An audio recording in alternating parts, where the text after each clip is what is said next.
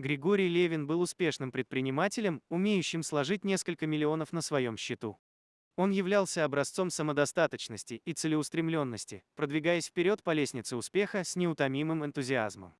Однако однажды, когда он меньше всего ожидал, его ближайшие доверенные лица предали его.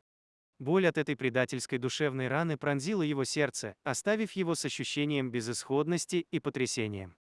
Итак, Григорий Левин решил, что единственное место, где он сможет найти утешение и восстановить душевное равновесие – лес. Он покинул свою роскошную резиденцию, оставив позади всех своих слуг и роскошь, на которую он претендовал. Лес принял его обнимающими ветвями и тенистыми тропинками. Здесь Григорий Левин нашел убежище от мирской суеты и забот. Он стал облеченным в рыбацкие снасти и охотничий каравай, взяв на себя роль охотника-собирателя. В то время как дни превращались в длительные часы наблюдения за животным и погружения в мир природы, Григорий Левин начал вновь ощущать свою сущность и естество. Он нашел себя в гармонии с окружающими его дикими созданиями, а природа стала для него не только материнским объятием, но и полем для самосовершенствования. Охотник по имени Григорий Левин путешествовал по густым лесным просторам в поисках добычи. Он был опытен и хорошо знал свою работу, но ему тесно стало от одиночества и молчания, которое царило вокруг. Уже несколько дней он продвигался глубже в лес, наслаждаясь природой и живописными пейзажами, но что-то в его сердце тревожилось. Внезапно, громкий выстрел разорвал тишину и выбросил его из его размышлений.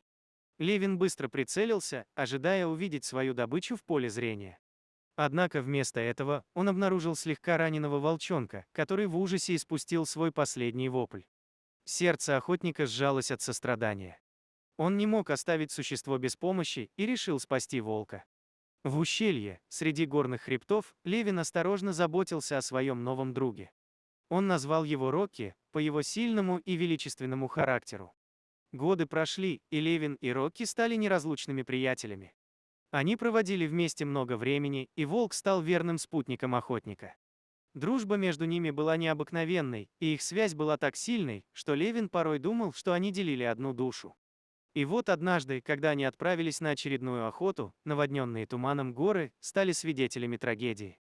Внезапно перед ними возник огромный медведь с жутко вспушенными шерстяными плечами и опасными клыками.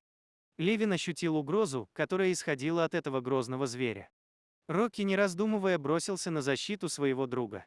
Он демонстрировал великолепное мастерство в бою и вошел в смертельный бой с медведем, стараясь отвлечь его внимание от Левина. В их зубодробительной схватке земля затряслась от мощи их ударов. Охотник наблюдал за этим смертельным танцем между животными со слезами на глазах. Он осознал, что Рокки отдает свою жизнь ради его спасения. Но он не мог позволить своему другу и компаньону умереть зря. В последнем, отчаянном ударе, Рокки пронзил сердце медведя своими острыми зубами, одновременно получив смертельную рану. Животные горных хребтов выполнили свою роль, и медведь опустился на землю, окончательно побежденный. Левин бросился к Рокки, одновременно благодаря за его безграничное мужество и оплакивая свою потерю. Он почувствовал боль и пустоту, охотник терял не только верного друга, но и часть своей собственной души. С течением времени Левин стал помнить Рокки как символ храбрости, верности и постоянства. В его сердце всегда будет жить память о волке, который спас его жизнь ценой собственной. Он стал защитником и охранителем этой природной среды от невежественного использования ее ресурсов.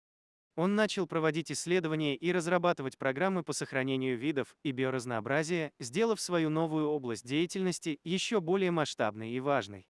Таким образом, благодаря своему обновленному путешествию и преображенному предназначению, Григорий Левин продолжал исследовать лесные тропы с гордостью и признанием.